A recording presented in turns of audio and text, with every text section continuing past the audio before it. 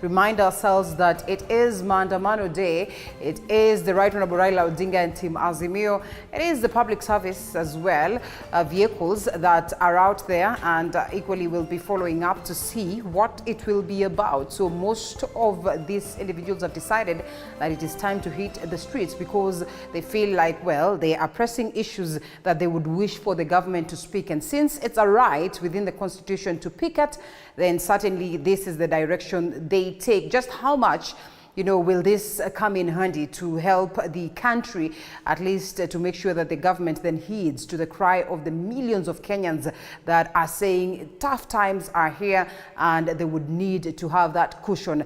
This is the conversation that we'll be having. We'll be following up closely on the events of the day. Just to see whether indeed it will be as called for by the Azimio side and these other entities or these other stakeholders in various sectors that say it is important that they get to hit the street for their cries to be listened to. And certainly also we'll be having concrete conversations revolving around that. But you also acknowledge that away from the matters of Maandamano or away from the matters of demonstrations, there's going to be a couple of other things that are playing out in the country as well. These court battles that continue, will be following up closely on the same. We also are expecting to see the Iranian president, jet into the country, well, based on the fact that they had communicated to say that, well, it is the memorandums that were not set just yet. That's why he did not make it into the country yesterday. We seek to see whether then he lands today, and certainly will be here to give you updates on what will be of this very special visit. Welcome on board. My name is Linda Alela, and being a Wednesday, later on we'll also cross over to Kakamega, listen to the people of Kakamega, and of importance, it's a Testy Wednesday, and so we'll go all the way to Leleshwa, get away for an incredible moment of meal. So please keep it right here, and of importance, interact with us. The hashtag is Morning Cafe at Linda_Lela TV47KA. I'll be looking to sample some of your comments as we continue with the broadcast. Allow us to begin by taking a look at the dailies this morning. We have the Daily Nation, the Standard newspaper, as well as the People Daily, and basically the stories that are on these papers are more or less the same stories, and then later on we'll pick the stories prepared by my team. And yes, here we are. Uhuru gets a test of own medicine. This in relation to the Jubilee conversation. We'll be getting into an intense conversation revolving around that, and as well yesterday we also had a moment of discussing this. Just what way forward for the Jubilee party is what we'll be discussing. A story captured on the front page, expounded on page 13, and away from it, members of parliament rail at Kenya Power over tariffs. A story captured on page 24. While we would say that the prices had gone down, it looks like, well, it's going to be even tough for Kenyans to access electricity, because then there are possibilities that as well these prices will shoot up. On the other side, Semenya wins gender case in EU court. It's been tough time for her, and certainly that is a story that we also carried right here on TV47. Equally being a developing story, we'll be getting more updates on the same. Of course, this in relation to the battles that she's gone through as to the question of her gender. Away from it, intrigues behind the Ruto-Raisi botched State House meeting. This is basically what I had spoken to earlier on. Iran President Ibrahim Raisi was forced to cancel his visit to Nairobi at the last minute in what the government officials said was a delay in getting MOUs completed. But was this the reason for the diplomatic foxpass? That's the question that is being asked right here on the Standard newspaper. But as well, details reaching the desk is that, well, he should be jetting into the country today. We can only wait to see whether such will be the case amidst all this talk of the Maandamano and government to clamp down on Azimio protests. According to what President William Ruto said, a star and talking president says that, we will allow you to exercise your constitutional right to picket, but not at the expense of the rights of other Kenyans. And Azimio leaders plan to hold demonstrations across the country. And of course, this will be met by police action after the president said they cannot take that place. A story captured on page 8. We'll be following up closely closely to see what plays out in relation to that. Those are the key stories as captured on the Standard newspaper. The Daily Nation as well. Let's see what the Daily Nation has. The front page of the Daily Nation, it is in relation to this story here. Iran's Raisi jets in today after visit rescheduled. MOUs warrant ready, says the ministry. A story captured on page 8. We'll be looking to see what plays out in relation to that. Nursing jobs up for grabs in Saudi Arabia. 6-figure salaries await those who qualify in deal brokers by the two countries. Of course, they're talking about a scenario where you get about 176,000 Kenyan shillings as well. You get, flight fees and a moment to come and visit home, say a month or so. Let's see just how important this would be in terms of making sure that we also address the question of unemployment and, of course, looking into the interest of the numerous nurses that have graduated and perhaps have not secured a chance or a space in the country's facilities.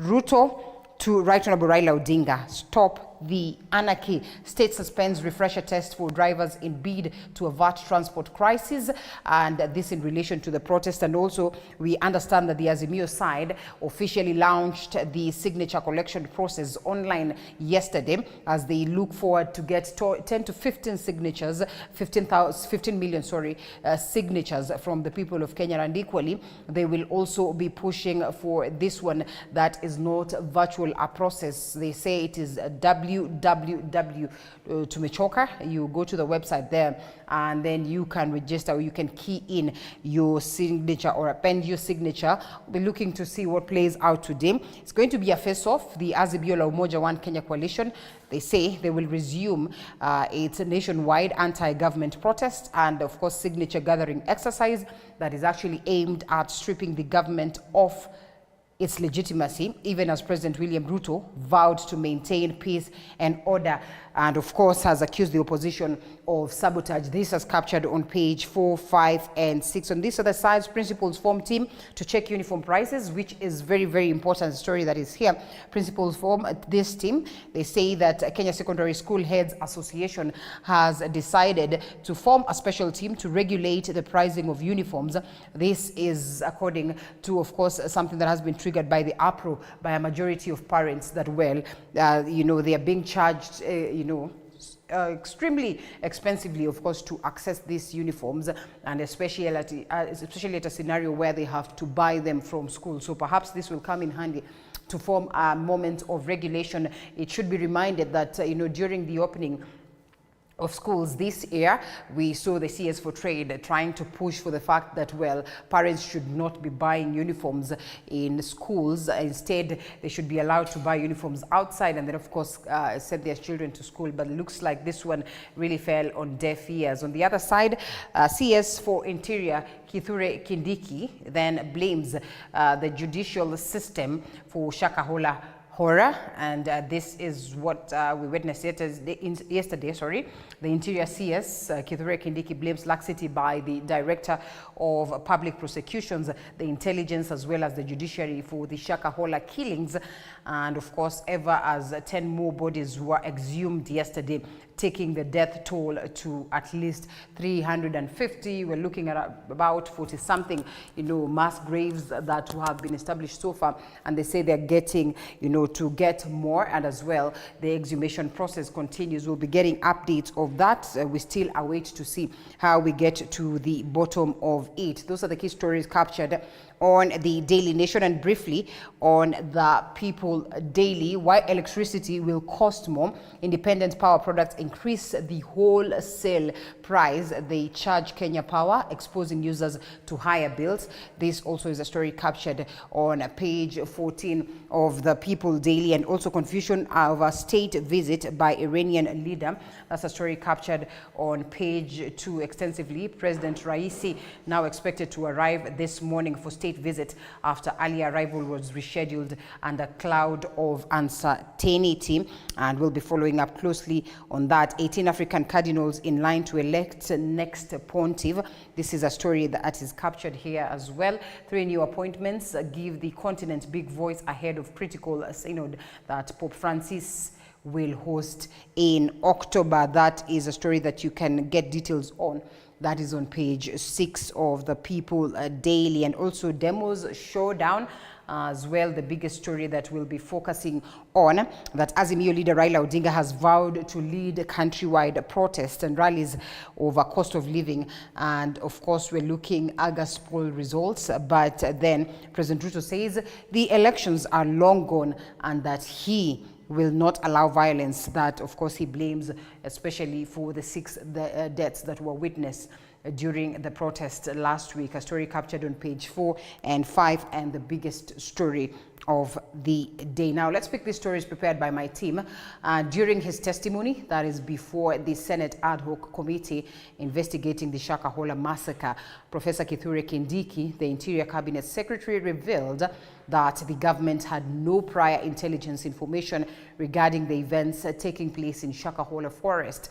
The location was discovered to contain mass graves and the remains of numerous individuals believed to be members of Pastor Paul Mackenzie's cult. So Professor Kindiki expressed his concerns about the perpetrated or the repeated release of the controversial pastor by the courts, and despite facing multiple charges related to his doctrine. It was a date for Interior Cabinet Secretary Professor Kithure Kindiki to shed light on the happenings at Shakahola, stating the government had no intelligence regarding the happenings at Shakahola Forest. The Interior Cabinet Secretary wondering why ever since Mackenzie was arrested in 2017, he remained on government's radar. The burial site slipped the intelligence services eye. The National Police Service, not the entire service, but some officers will have a case to answer, and other organs of security.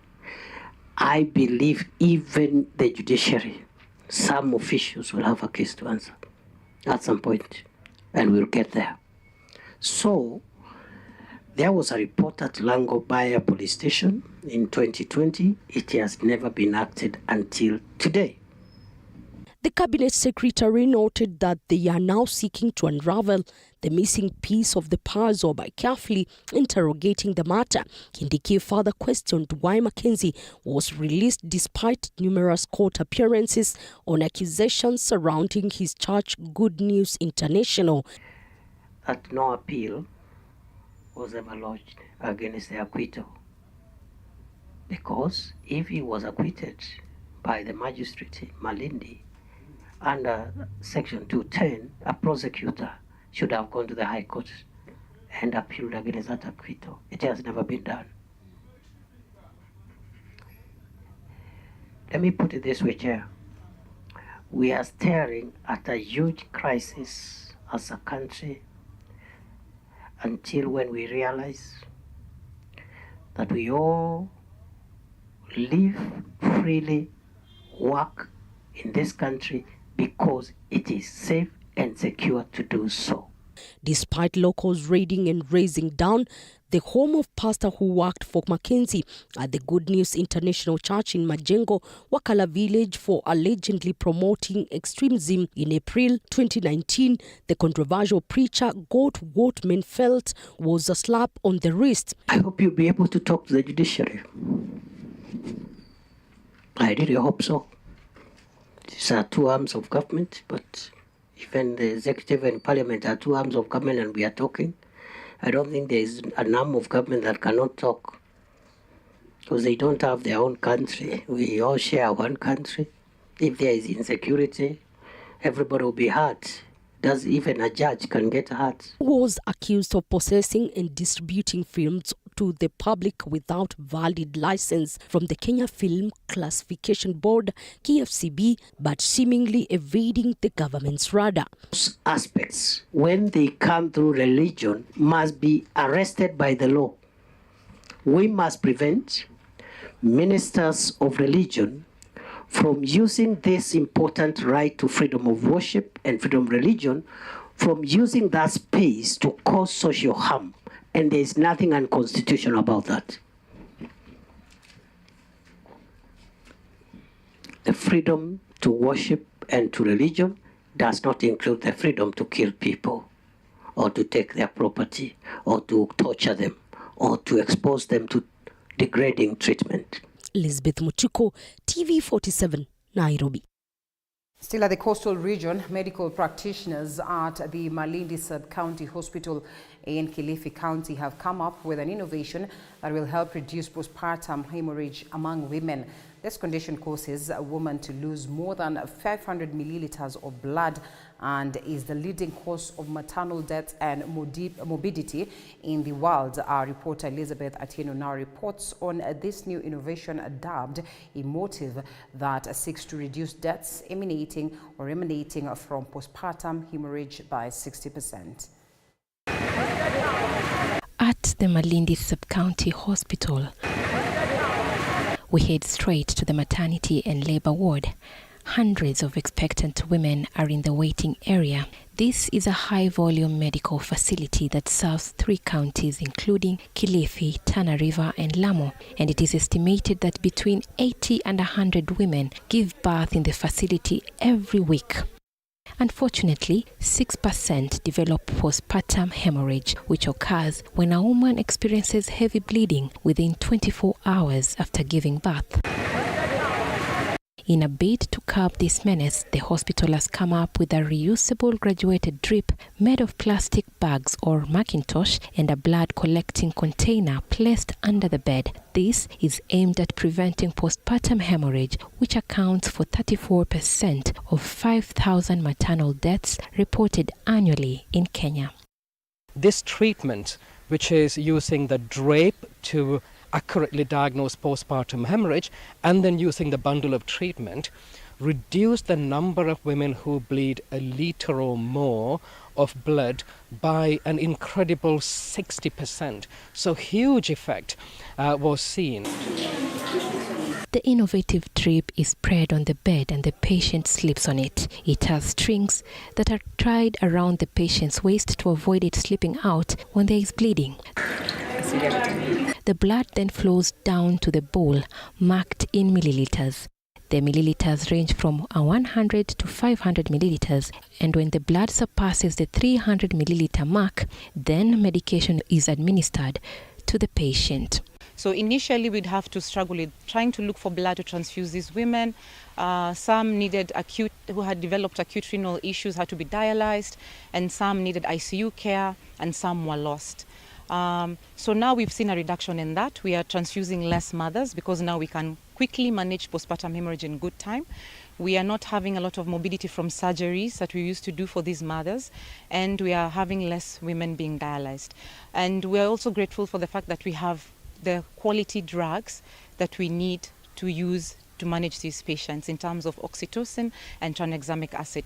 So those are some of the things which we would like to have a continuous supply of from the Ministry of Health, KEMSA, the counties, so that we can always manage postpartum hemorrhage in a way that there is continuity and we stop discussing it as one of the major killers of women in our area. If a woman has lost too much blood on that accurate measurement, then we give a bundle of treatment called Motive, and that has got drugs in it like oxytocin, like tranexamic acid, but also other steps which would improve the outcome for the patient. Dr. Maureen Were, who is a lead gynecologist at the Malindi Sub-County Hospital, led a team of nurses to develop the gadget after a 1-year pilot project conducted using the Emotive technology, which involves over 200,000 women in 4 African countries, including Kenya, Nigeria, Tanzania, and South Africa. So the uptake has been really good. We've gotten good reception for the patients. And the other thing is that it's clean. There's no blood going everywhere. So the mother feels like she's clean. The blood is not soaking around her. We were leading the activities of this trial from the University of Nairobi hub, and we had several facilities participating, a total of 19. And then the last part of the trial, we had 7 facilities that were carrying out the intervention. During the pilot study, a non-reusable graduated drip was provided by the Bill and Melinda Gates Foundation at a cost of $2. Hence, the Malindi Sub-County Hospital opted to innovate one that is reusable. It has come down in cost already to about $1.5. Kina mama takriban 6,000 wamepata kupitia hii initiative. na wale wamama wamefaidika kwa sababu outcome imekuwa ni nzuri. Matokeo yamekuwa ni mazuri. A call has been made to the Ministry of Health to provide the e-motive technology to various health facilities across the country so as to prevent postpartum hemorrhage. We are really looking forward now to have the findings of this study being translated into guidelines, starting from the World Health Organization, coming down to countries and Ministry of Health. And there's also a component of quality of medicines, which we hope to take up again with the Ministry of Health, Pharmacy and Poisons Board and KEMSA, so that we have drugs that are going to be of quality. Statistics from the World Health Organization indicate that 14 million women across the globe experience postpartum hemorrhage and that 70,000 women die due to excessive bleeding every year. Elizabeth Atieno, TV 47. Thank you, Liz, for that beautiful piece. Now, police in Nakuru have successfully apprehended the alleged member of rigorous efforts to combat criminal activity in the region. The gang has been inflicting fear upon residents residing in the southern parts of Nakuru County. Providing an update on Tuesday, Nakuru County Police Commander, that is Samuel Ndanyi, shared details of the successful operation, as Chichi Josephine tells us. The fear, let alone a physical encounter with members of the dreaded confirmed gang, sends chills down the spines of Nakuru residents. Tuna lose vibaya. Mimi kwangu, mimi imeniadhiri mahali pakubwa sana. Juu sijapoteza mtoto wa sister yangu peke yake. Nimepoteza mpaka watoto ni kama family friend tu. However, following a surge in crime and insecurity in the county, operations to mop out the suspected gang members have been ongoing as police managed to arrest 12 members. We had an operation on areas of Pondamali. In Nakuru East, we also had an operation towards the Lakeview areas, where we managed to arrest in total 12 suspects who in connection to the famous illegal gang, the confirmed gang. Nakuru County Police Commander Samuel Ndanyi confirmed that 12 members of the alleged gang have been arrested, with 6 of them currently held at Kaptembo Police Station and the rest at Central Police Station. 6 are held in Kaptembo Police Stations. 6 are held here in Nakuru Police Station, the famous Central Police Stations. The arrests were made on Tuesday, with the gang members found armed with kitchen knives and other weapons. We managed also to get them to get items like the mobile phones, close to 12 of them. Knives, dangerous weapons, including knives and the other assault weapons. The 12 members are set to be arraigned in court tomorrow to answer to the charges against them, as an operation to nab more of them goes on. They will be appearing in court tomorrow with the various charges, including preparation to commit a felony. The operation continues, and even now, the very many officers are on the ground. We really want to crack on the confirmed gang and the other gang that might be forming. Cases of stabbings and killings have in the recent past been reported in Nakuru, even as Interior Cabinet Secretary Kithure Kindiki stated that the government will deal with criminals terrorizing Kenyans in the country. Chichi Josephine, TV 47. Now, outraged parents who were scammed in Uasin Gishu County over Finland education program stormed the county offices, demanding to be refunded the money they paid to fund for their children's education. And now, as Eric Matika reports, Jonathan B., on his part, has distanced himself from the claims, asking the former governor, who is now the senator of Uasin Gishu County, Jackson Mandago, to explain how the program was operated in order to get a solution to the conflict. Drama ensued at the Uasin Gishu County headquarters after parents who claimed they paid for their children's studies abroad invaded the office of the governor and his deputy, demanding a refund of their money after a scholarship program failed. Police were dispatched to quell the situation, as the parents had refused to leave unless addressed by the governor. Angu siku ya tuoni mandako, anatuita ofisi tuoni kila mtu. Sasa haja yetu aturudishie pesa yetu. Sisi wasasi tunahangaika. Tunaishi barabara. Wewe tumeuza hata mashamba. Tulikuwa na shamba nusu eka, lakini tulipeana tukasema watoto wafaidike wasaidie wengine. Sasa wote tuko nyumbani. Sasa hii shida itakuwa shida hii Uasin Gishu kweli tusaidie. Look at us. Faint-hearted. Look at us.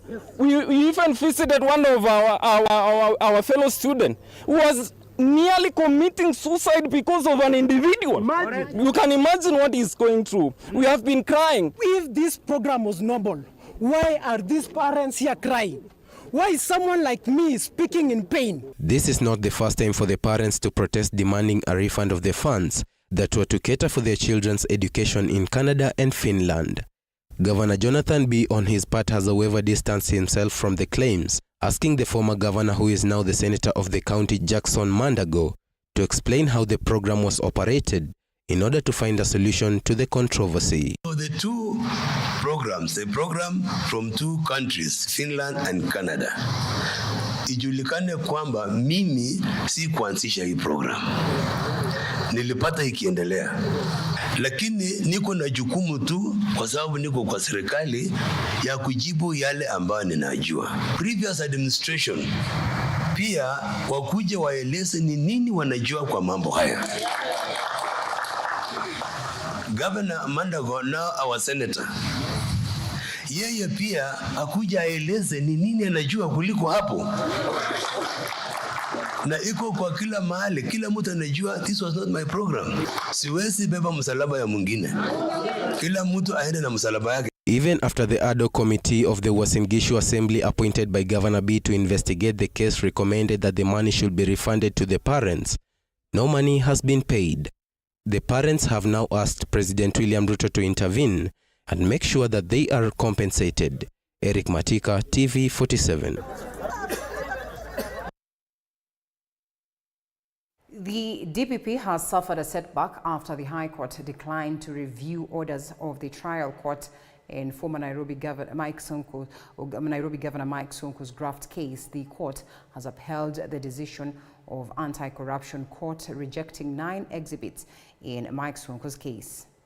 The High Court has dealt a blow to the Director of Public Prosecutions after dismissing an application for review of Mike Sonko's case by the DPP. In the case, the DPP wanted the High Court to review and vary the orders, which rejected 9 documents from Equity Bank that had been produced by the prosecution side. Justice Dickson Sifuna held that the trial magistrate Peter Oko had properly considered the prosecution evidence and disallowed the 9 bank statements from Equity Bank.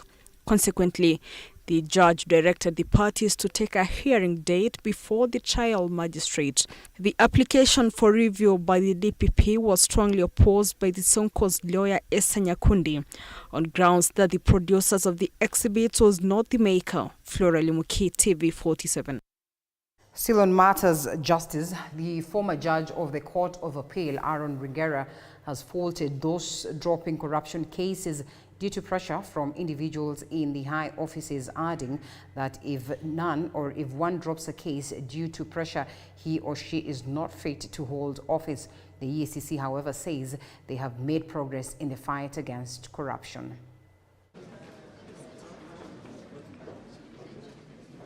While commemorating the African Anti-Corruption Day, the Ethics and Anti-Corruption Commission representatives said much effort is needed in order to uproot corruption from Kenya's system of governance. The CEO of the anti-corruption body, Twali Mbarak, has yet again took a jibe at the political class, faulting politicians over bad habits and especially giving out handouts to Kenyans. The EACC once again says the hands are tied in the fight against graft. We have quite a number of legal provisions in the fight against corruption and Chapter 6 of the Constitution that we have loopholes and our hands are tied down. And you have to look at the history of the Chapter 6 of the Constitution. The initial draft in the Constitution making, and Justice is here, I think all of you know that it was mutilated. While some Kenyans continue to term the EACC as a toothless dog, the institution points an accusing finger to the loopholes and the institutions in charge of finalizing investigations. The biggest problem in this country is that people think that you bring a case to EACC today and tomorrow it is determined. A certain politician called me over the weekend. He said, there's this case and that and that, and what are you doing, you people? I just kept quiet because I didn't want to be disrespectful to him.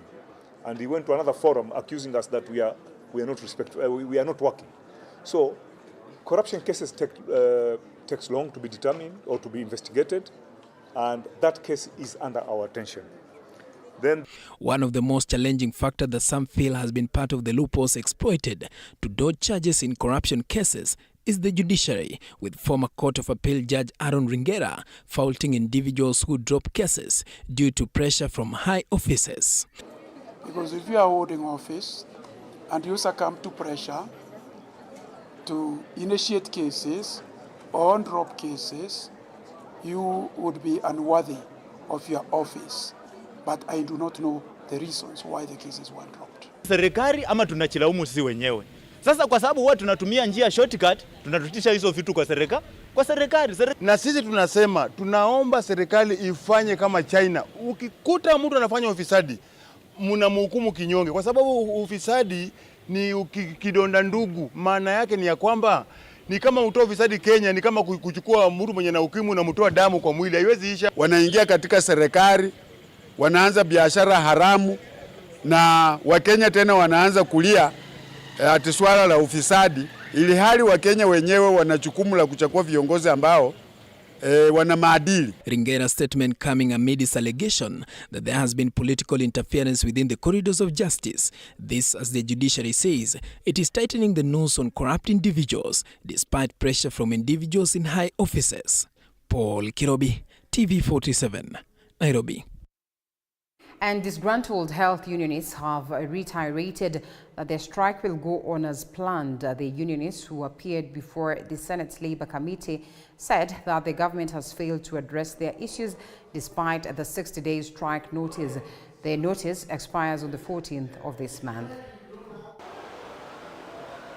Union leaders representing a number of health unions have raised their concerns regarding the government's alleged failure to address the pressing issues that they have brought to its attention. So it's very unfortunate that we have to inform Kenyans that from Friday you will have to seek alternative services from the private sector because the public facilities will not have any of the officers to provide the health services due to the neglect from the people who are employed through a vote to ensure that public health system works and that Kenyans can be able to access health services as provided under Article 43 of the Constitution. Presenting their case before the Senate's Labour and Social Welfare Committee, the unionists expressed deep frustration over the government's repeated negligence in addressing their grievances, despite being provided with a 60-day notice period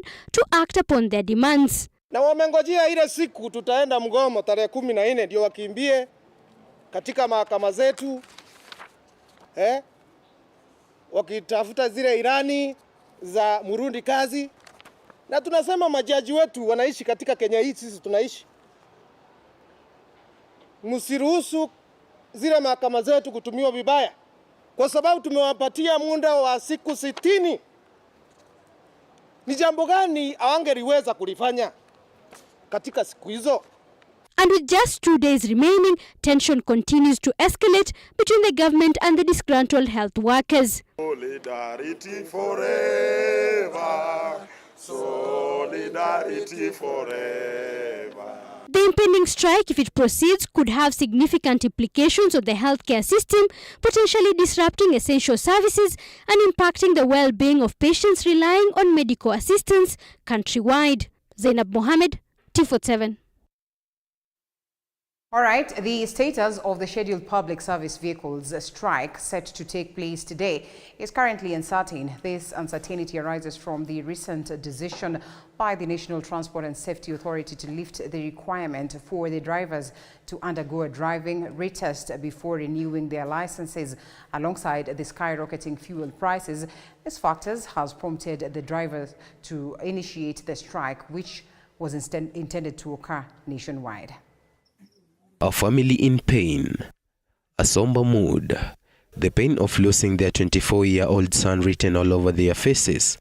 Mzee Musa Nyandusi, a man in agony, fondly remembers his son. Friday, asubuhi kitu kama saa 12 akaelekea kazi yake ya kawaida ya kuendesha potapota anafanyia hapo Minyingo. Akapata customer, akampeleka mahali alikuwa alimwambia ampeleke town. Vile alifika huko pakakutana na hiyo serikali ilikuwa huko. Well, apologies for that, a bit of a hitch. We are going to fix it. Let's take this one. Meanwhile, families that lost their loved ones in the Friday Azimio-led Sabasaba protest are now calling for justice. 2 families in Kisii County allege their kin were only working and were not part of the demonstrations. This even as a consortium of human rights defenders Tuesday faulted the National Police Service on its officers' handling of protesters, condemning the excessive use of force. Sin. A family in pain, a somber mood, the pain of losing their 24-year-old son written all over their faces. Mzee Musa Nyandusi, a man in agony, fondly remembers his son. Friday, asubuhi kitu kama saa 12 akaelekea kazi yake ya kawaida ya kuendesha potapota anafanyia hapo Minyingo. Akapata customer, akampeleka mahali alikuwa alimwambia ampeleke town. Vile alifika huko pakakutana na hiyo serikali ilikuwa huko. Miles away still in Kisii County, evidence of where 23-year-old Eunice Mutheu, a student at the Kisii Polytechnic, sustained grave injuries that eventually led to her untimely death. Evidence of the gravity of the police firepower at the family's M-Pesa business shop crystal clear. Hata kitu ilichanga sijui kwa nini nduka moyo ilikuwa inalengwa sana kwa sababu imevikwa litazi 9. Sasa swali ni hii viongozi na hii serikali viongozi nataka tu wazikane pamoja ili nipate ukweli. Maofisa wana makosa, wananchi wana makosa. Wananchi wakiandamana ndio haki yao. Maofisa ni mtu kama mimi. On Monday, Interior CS Kithure Kindiki said 6 people lost their lives as a result of the protests, while an unknown number were injured. This even as the Independent Medical Legal Unit and the Kenya Human Rights Commission Tuesday condemned the excessive use of force by police on protesters. We call upon the Inspector General of National Police Service to take full political and command responsibility over the National Police Service. Number 2, we call upon the Independent Policing Oversight Authority and the Internal Affairs Unit to investigate all cases of arbitrary arrest, mistreatment and atrocities committed by officers of the National Police Service. President William Ruto has also weighed in on the matter, promising unspecified action to prevent more deaths during tomorrow's planned protests. Kesho kutakuwa na amani Kenya. Nasikia wale majamaa wanataka kufanya maandamano. Mimi nataka niwaambie mapema na mchana. Walifanya maandamano Ijumaa. Wakenya 6 wakapoteza maisha yao. Mnataka maandamano mengine ifanyike tena kesho ati Wakenya wengine wapoteze maisha yao? No, it will not happen. This comes even as Azimio la Umoja leader Raila Odinga said the coalition will continue with the countrywide anti-government protest tomorrow Wednesday, vowing to intensify the demos from what was witnessed during the Sabasaba Day. Now, the Azimio coalition leader Raila Odinga is set to lead the opposition in street protests against President William Ruto's regime in his push to force the President Ruto repeal the Finance Act 2023. The protest that coincides with taxi driver strike came as the opposition launched a digital signature collection platform to net the targeted 15 million Kenyans expected to pile pressure on President William Ruto's regime, that is for failing Kenyans on high taxes and the high cost of living. Azimio coalition leader Raila Odinga says the coalition has so far collected 1.2 million signatures. Azimio principals took the front line in appending their signatures in their new digital platform, tumechoka.com, to complement the manual exercise currently going on countrywide following Friday's launch last week. Azimio coalition leader Raila Odinga saying the opposition has so far collected 1.2 million signatures in their hunt for 15 million signatures against the Ruto regime, warning the president to ignore the exercise at his own risk. We are aware that Kenya Kwanza has questioned where we will take the signatures and the legality of the exercise. We don't expect them to understand. They don't understand the people's power as at now, but with the time, they will do. Despite legal questions surrounding the signature push, Odinga says the signature push will complement tax boycott, civil disobedience, and the ongoing uprising against the Finance Act until the act is repealed. Sheria imesema katiba ati mamlaka katika Jamhuri ya Kenya iko mikononi ya wananchi wa Kenya. Wananchi wanaweza kutumia hiyo uwezo moja kwa moja au kupitia kwa wale wabunge ambao wamechagua. Lakini kwa sababu wabunge wamekuwa malaya, wananunuliwa kule, wanapiga kura kinyume na matakwa ya wananchi. Wananchi sasa wanachukua mamlaka mkononi mwao, sio sawa? Mnaunga mkono? Wangapi wanaunga mkono? Nione hapa. Odinga has said the opposition will not surrender in its push to free Kenyans from the wrongs of the Kenya Kwanza regime, saying his attempted assassination last week and the death of protesters will not go unaccounted for. An attempt to assassinate the Right Honorable Raila Odinga, yours truly. We know they are getting it very wrong and missing the point that what Kenyans have started is a self-propelling movement. It has never been and will never be about an individual. Lazima tuungane tuwe kitu kimoja bila hata kujali wewe kama ni Azimio ama ni KK. Kila mtu anaumia, sio? Na tunaambia hata polisi wetu wao wenyewe wanaumia. Kwa hivyo asije wanatupatupa tear gas ovyo ovyo. Ahead of Wednesday nationwide protests, the opposition has warned Deputy President Rigathi Gachagua from intimidating leaders from the Mount Kenya region who participate in the demos. We are aware that you have unleashed Gachagua to plan evil for the leaders of the mountain region.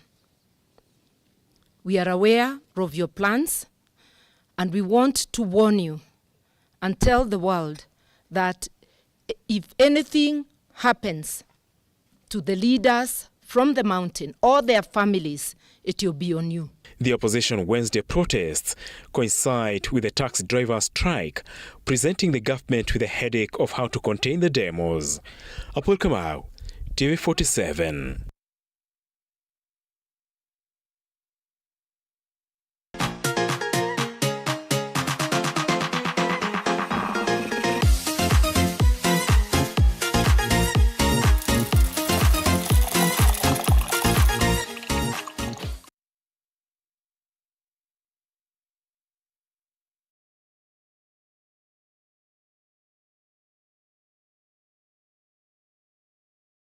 A protest Wednesday based on the numerous reports that we have received that will be having the Azimio protest, but away from it, several other entities seek to as well go out there in protest. Of course, speaking to their concerns, we'll be getting updates on that. In case there are any adjustments, we'll certainly be here to keep you up to tabs. But allow me to introduce the gentlemen that are here with us.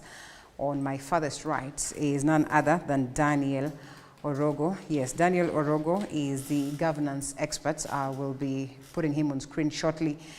so that we get to the conversation equally in studio. I have Engineer Alex Mwathi, who's a governance expert as well, and we have the Member of Parliament of Embakasi North, Honorable James Gakuya. These three gentlemen will help us decipher on these matters of maandamano and beyond that, a couple of other issues that are playing out in the country. While there's that general acknowledgement that Kenyans are disgruntled because of the tough times or tough economic times, what then will the 15 million signatures being collected by the Azimio team do? Of course, the Right Honorable Raila Odinga says, Mambo Bado, we can only wait, and perhaps he's going to give us a surprise. But just what is this surprise that perhaps would go beyond what is enshrined in law? Or what is this that is enshrined in law that would support for these signatures? Why 15 million and not 1 million, as would be expected any moment? There is that desire perhaps to make changes, in some aspects of law. That is basically what we'll be discussing this morning. So once again, allow me to acknowledge the presence of Dan Orogo, Alex Mwathi, as well as Jimmy Gakuya. Gentlemen, thank you so much for creating a time to be with us this morning. There is evidently need for people to go to the streets, Senior. We must always remember that it is enshrined in our Constitution, and the creators of the Constitution, which was, I think, one of the documents that has really had a real public participation. The people saw the need to have a clause here that allows people to be able to kuandamana, to be able to protest the things that they have, the vision was that people would have some issues that they're complaining about, be able to write a memorandum to a particular office and deliver that memorandum there.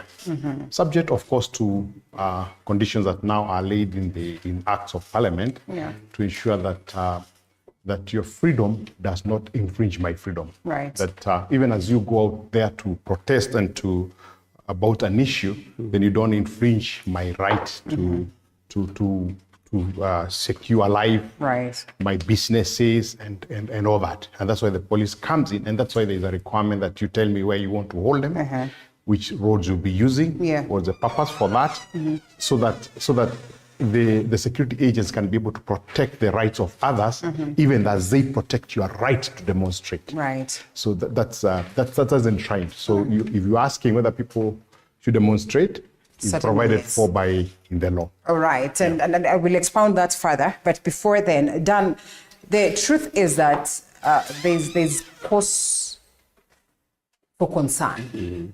Evidently because of this that we speak of, the high cost of living, the high taxes, and all that. Equally, the truth is that, yes, this is provided for in the Constitution, and there are some regulations that, should help us manage this, including that aspect of making sure that you report before it is time. But equally, the truth is that we somehow acknowledge that we have not done it in the best way possible, because if we're going to report 6 lives lost, if we're going to report people being hospitalized because of these processes, if we're going to report police brutality, if we're going to report people losing their property, then there's a concern that we have not managed this well.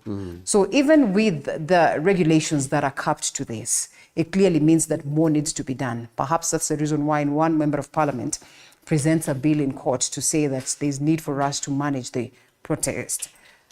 I mean, should we stop it at this very point until we set up other laws that would equally address, just how we manage the protest processes in the country, or how do we go about it? Well, I think, good morning to the viewers again. My colleague mentioned that, you see, the framers of the Constitution envisioned a situation where the citizens of the Republic of Kenya would have been aggravated by different issues. And therefore, the Constitution by framers became a guidelines on how to do so. That Article 37, clearly spells out that is a very sacred right that cannot be taken away from any Kenyan.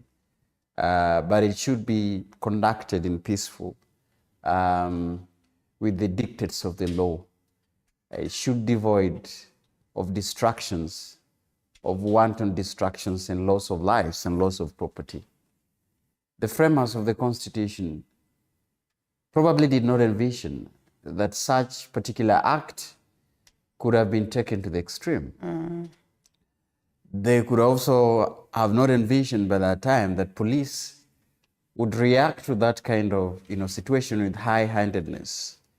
And so we find ourselves in a situation where there is a lacuna in law with regards to the guidelines of protest, guidelines of how much would a demonstration for freedom of expression should be taken, that it does not violate the rights of people who are not demonstrating by that time.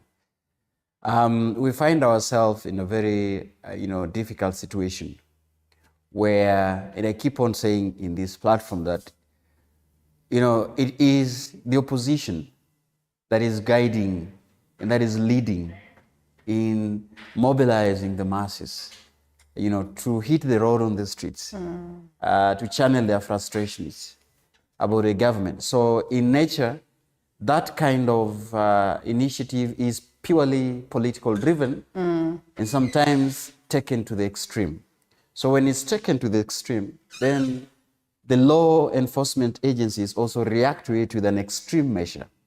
And you've seen a situation where, and you've mentioned that we've lost 6 lives in a demonstration that ought to be very peaceful, that there should be no destructions of property at all, or shedding of blood or loss of lives at all. In a sacred day that Kenyans were marking, the commemoration of Sabasaba. As I conclude, I think on my opening remarks is, there have been several attempts to moderate and to guide the demonstration, including, extreme threats by the government, that such will not happen, including a proposal by a member of parliament to amend on how to demonstrate, or including high-handedness, like I've said, in containing the demonstrations when it happens. So I think we are at a time when, for me, I believe that the civil society and other arms, other institutions, could also join in to actually give a legitimacy of the importance of Kenyans going to the street if the need be so, as we are talking about now. How? Allow me to take a short break and then come back, ask you how. Because does it mean them joining in the streets? Because we have seen them doing that. I would want to assume that Boniface Mwangi is part of the civil society and perhaps the CJ, by a large extent, former CJ. So we get to have a short break and then we come back to that.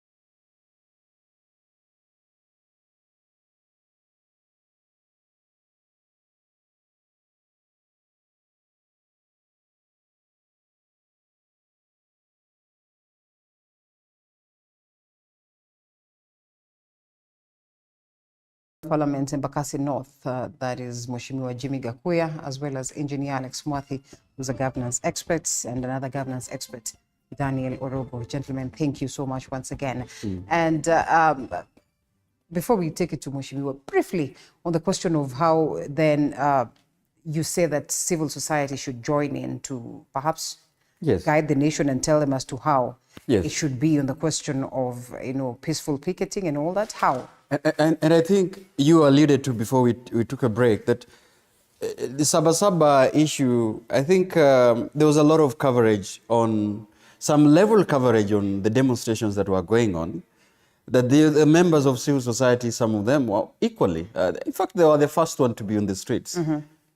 And for me, I was very keen because for civil society to demonstrate some responsibilities, for example, if there have been a claim, you see, the National Police Service yesterday gave a statement and say that, you see, the demonstration that is expected today is unlawful because the procedures was not followed. In that, the police was not alerted as to how that is true or false.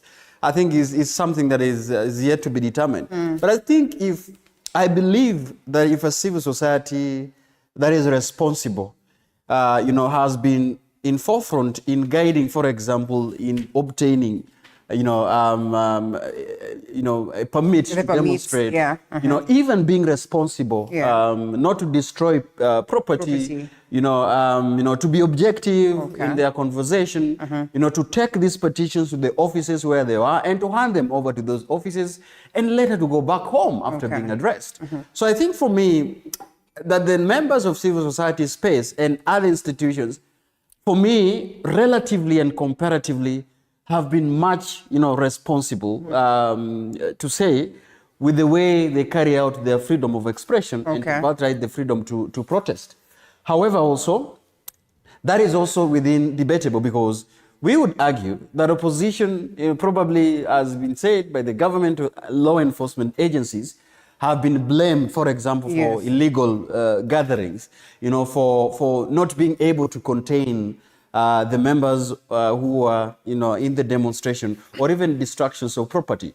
So I believe that if people-driven initiative that is spearheaded, for example, by other institutions, religious institutions, trade unionists, other particular peer groups, peer pressure groups, maybe there could be some semblance of a comparison that could draw a line on how a demonstration should be done. In second, as I hand it over, I have seen reported that today probably is not only opposition, probably demonstration. We are having, a protest by different, groups. The taxi drivers, I don't know. And some of them suspended so far. Okay. Probably. There are so many. So it's quite interesting to see how that would come out because probably some of these issues are the same issues that have been documented by the opposition, that are also being documented, attributed to be the cause of demonstration by other particular groupings. Okay. So here we are, Mheshimiwa. It should worry you as a representative of the people, as a member of the Kenya Kwanza government, basically as part of the government, that it's just Friday that we had other protests, and today is Wednesday. We are expecting more protests in the country. And the much we can witness from the government is, podium moments where they say, we are not going to allow for Kenyans to lose their lives. We're not going to allow for Kenyans to lose their property. Before you know it, Kenyans are losing their lives and they're losing their property. And then the blame is meted on the police for being brutal. And from what it is that Dan says, there are essences or there are times where we've seen protests that have been peaceful. 6 p.m. comes, the protests have been closed. No one has lost their life. No one has lost their property. The message is sent home to the right offices. Why is it that we are in this state? And not once, not twice, not thrice. Thank you, Rita. Allow me also to salute the viewers wherever they are watching us from. And coming to your concern is my concern. Since you're beings of this country, are even beings of this country, and we know the effects of most of these demonstrations. If these demonstrations are taken through stipulated in the Constitution, I think nobody can be able to walk home in the evening in a cry. But the problem is that the planners of these demonstrations most of the time they plan them with a narrow motive. And this a narrow motive in this manner, that they purport as if they are demeaning the government and they are as if not citizens of this country. It's like if they hit the government will feel pain, and that pain is not going to be transferred to them. But the fact remains, if this country goes hungry, the hunger does not know who is Azimio or who is Jubilee or who is those parties doesn't appear, because hunger, it moves to an individual, and when an individual is suffering, that's a Kenyan suffering. So the biggest question we can ask ourselves is one: what are the motives? What are the needed outcomes of this? Because one, yes, there are those critical issues that one might say it must require such a magnitude pressure to pressurize the government to stop a certain direction that is so high and that's so against the human beings. But in the case we are in, we have just come from an election, and we have not even turned a whole year after election. And the biggest question is, we have just demonized the country as if we want because if you feel on reason what the intentions of the planners, they are in the public domain, that the sitting government is illegitimate and they want to overturn it. Then you ask yourself, we have what we call normal right procedures of our petitions and our appeals. And once you exhaust at what we call level of the highest court, that's the end of it. But you fail also to understand, Linda, why, as Kenyans, can't we also agree to support our institutions? Because even an institution like a court of law has made a verdict and has given a direction going forward. I don't think that actually we can only abide with that if it is on your favor. But if it's not in your favor, then you must see it on a different way. So I would say, as a Kenyan, as a country, demonstrations of our kind are not anywhere helpful. They are not healthy to us. But if we can be able to move as stipulated by the Constitution, it should be peaceful, not hurting anybody. Nobody should go home with losing in the single property, including the mama mboga, who sometimes we don't value during our demonstrations. You don't value that somebody who's selling tomatoes on the street or bogas is anybody.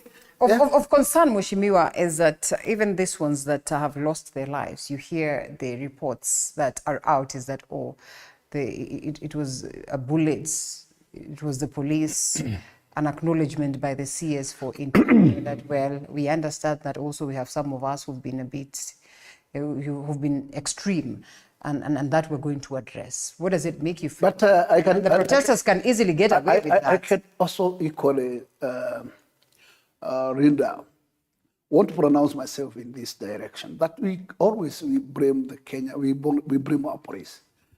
But we don't also ask ourselves, what also triggered the police to take that action? And most likely it would be there was a chaotic situation where he couldn't even salvage himself. Is it possible? No, let me finish. Yeah. He will come in. Yes. It's of essence also to weigh the magnitude of the force from the other side. Because if really there is peacefulness in this demonstration, why do you think the police will use the gun? Even why would the police use the tear gas? It's of no use, of no need. But actually, there is a situation where the force is beyond even the control of the number of police. And at this particular moment, let me allow my friend. Can that be a justification? I mean, we understand that the police have been trained. That is the assumption, and so they have been trained to extremes where they can manage such, pressures of a major magnitude. And Is there a justification as to, us losing lives in the name of, the protests were out of control? Linda, we sometimes have conversations as if we don't live in Kenya. Right. We are not Kenyans.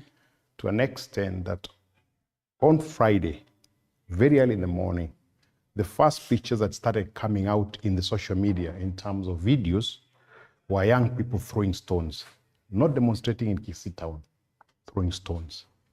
We've seen on social media gangs of us citizens running off the police.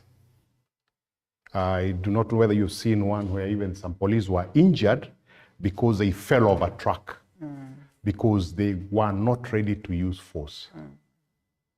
A gang was shouting, baying for their blood. In those circumstances, they have to react to be able to slow down. Because remember what I said earlier, that your freedom ends where my freedom begins. Yes. So if you become violent, the only way to stop you is a bit of violence. Violence begets violence. All right. Because remember the Constitution, and I just wanted to, this is the one I was looking for, Article 37, because we keep mentioning it, and we don't read it. And it's a very small article, because people need to understand what it says. Every person has a right, peaceably and unarmed, to assemble, to demonstrate, to picket, to present petitions to public authorities. There is a purpose for the demonstration. Right. There's a way it's supposed to be done in these very simple words. Of course, the law now, there's an act that now defines that you need to report so that the police can give you security and all that. When you start in the morning throwing stones, and I'll give you a practical example. The very first demonstration that started with this situation, I was caught up in Thika Road. Innocent person. I would never participate in any demonstration. But I was caught up in that situation near Mathare. And I drove into this KCA University. And as soon as I went to the gate, they opened the gate for me very quickly because they knew my life was in danger. I was not part of that demonstration whatsoever. There was no police, not a single policeman. But there were gangs of people baying for whoever blood they were baying. So we drove in, and quickly the security guards told me to take my car behind. And within a fraction of a second, the restaurant at KCA, the windows were down because of the number of stones that were pelted. There was not a single policeman. So there's clearly that need for There's clearly that nature. And you tell me, you have a gang of people following the police with stones, and you tell me that the police will stand back and say, hello guys, you're nice guys. You wachani yo mawe, wachani na yo mawe. Will tell us how. Wachani na yo mawe. Civil society has done many demonstrations in Nairobi. They have done for very many items. But this is not a demonstration. This is a political affair. To an extent, the issue right now is about cost of living. And the cost of living is hinged on the Financial Act of 2023. The matter is in court. In fact, I wanted to ask this question. Hold on, Linda. The court has actually stopped the implementation of that act until the matter is fully heard. You remember they did for 5 days? Yes. They did it again for 5 days. And now yesterday, they said it's until this matter is completely resolved. And they had reason. They said, look, according to the petition, Kenyans might suffer more than the government. So they're giving a balance of whatever, because for them, they look at the law. If Kenyans may suffer more, they would rather hear the whole bill. Number two, the government doesn't suffer because the financial bills don't have a timeline. It's kind of until the next bill, the next act is formed. So the government still has the Act of 2022 to continue with. So when you go to the street and you're saying that you want the bill to be withdrawn, are you saying the courts of Kenya are not able to do the job that they're supposed to do? They have suspended it in the first instance. So there's no honesty in what you're doing. And if the civil society would come in and join that kind of a thing, then it would mean that they're also in the opposition. Because bottom line is, the government, is, according to them, is legitimate. That's why we are collecting signatures, so we can bring it down. So are we talking about cost of living, or are we talking about bringing out a government? Because those are two completely different issues. So what are we demonstrating about? Are we demonstrating about the legitimacy of the government in our statement, or are we demonstrating about the cost of living being high? Right. Because that has to be clear. That has to be clear. In your memorandum, the signatures are being collected. Today, if you say that you are demonstrating because of the bill, you're being dishonest. All right, it's fair Completely enough. dishonest. Valid point. Allow me to take charge for a second. We have to acknowledge the presence of the Iranian president. Yes, we finally. We have live pictures of the same. He has finally landed in the country. You know the controversy that was revolving around that. Of course, he was expected to be in the country, that is President Ibrahim Raisi, yesterday. But according to what was communicated by the officials from a State House, is that the memorandums of understanding were not ready just yet. And it's clear that perhaps this is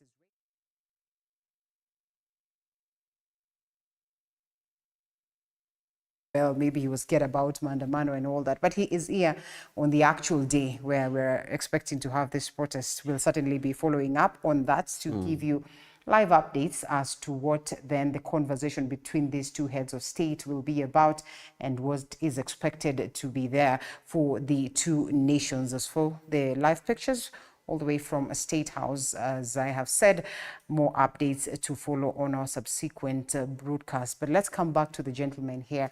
I know you want to.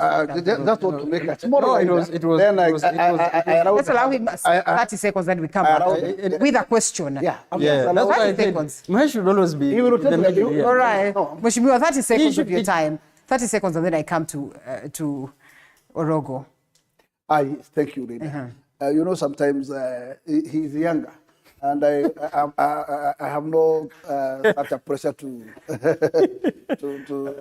fight with him. But I was just coming in one particular idea, that should we allow our nation to walk on the path of the Constitution, or should we allow this country to slip further to what we call out of the lane? And in this particular subject, I want to argue my case in very simple terms, that today, instead of the Azimio fighting to have now the constitution, the constitution of what we call IBC. This to them is not an emergency, or it's not a serious agenda. And if we really need to say that actually you remove a certain government, you know, there has to be the mechanism. There has to be a court of law which would create such a government illegal. Therefore, what comes next? It is not an automatic that this is a revolution government, therefore you just move to State House and become one king. No, you must go back to the people. How are you preparing yourself, if you are serious in this case, that in case you want to root out this country, this government, then you are ready to move back to the people. And today, there is not even a rivalry in place. Who is the IBC? Right. So sometimes I fail to understand, are we in the jungle, or are we in the constitution, or where are we as a nation? Because anybody who wants to tell Kenyans the truth must be within the path of the Constitution. And Dan, in relation to that, and as well what it is that Senior raises, I think, Senior, it is clear, it's in the public domain as to the interest of the people of Azimio. One, forget about the high cost of living, those ones that will incorporate in this conversation, but they've been very clear that this is an illegitimate government according to them, and therefore they have begun a process of signatures so that they are able to root it out. So it's clear that it is political. But what he raises is quite important. At what level do we get to points where we say now we have to hit the streets for demonstrations? Originally, we've known Kenyans to say that, you know, this is the only language that the government can understand. And therefore, once they have tried other mechanisms and they have failed, now they resort to going to the streets. But in this case, we have constantly witnessed a scenario where we are in court. We have representatives of Azimio in court in relation to these cases. But at the same time, we're having them in the streets and a couple of other mechanisms that they're trying. Why should we have like 50 things going on to address the same matter? Why not take it step by step? Well, when I'm coming back to that, sometimes I think we choose what we want to quote. And Senior has quoted Article 37 of the Constitution and made a reference to a demonstration in Kisii. Also allow me to make a reference. Yes. That in the last Friday, there are troops of young people who walked from Kibra to Kampunji peacefully. 100%. That was not quoted. Yes. The police escorted them peacefully. They didn't destroy someone's property until they reached Kampunji. No destruction. It is also important to tell you that we have seen pictures where members of civil society were in Central Police Station, unarmed. Yes. Okay? Didn't destroy someone's property, just embarked on a revolutionary song. Yeah. A tear gas was thrown there, and a tear gas was thrown to the former Chief Justice, unarmed. So in those instances, what then do we want to justify? The kind of high-handedness the police had in meeting those kind of, peaceful and armed protests. So I would like to say that it's quite important. We can sit and quote extreme things that we see, but we also need to be fair on our balancing act, so that wherever we have police who knows and maintains the law and escort demonstrators, and by the way, guides the demonstration and protect both demonstrators and the property, we still have others who are getting into the streets and agitating the crowd to embark on throwing stones, and then the live bullets are given. So we must always quote those situations. And that has all been of them. acknowledged by the state. That has to be acknowledged. Even the Minister of Interior yesterday acknowledged that and told the police on the guidelines of how to lead a demonstration. But it seems that there are policies that the police are finding their way to act independently and to put the instruction for the Minister of Interior aside. Seem to be. I'm not saying it could be there is a gap in that issue.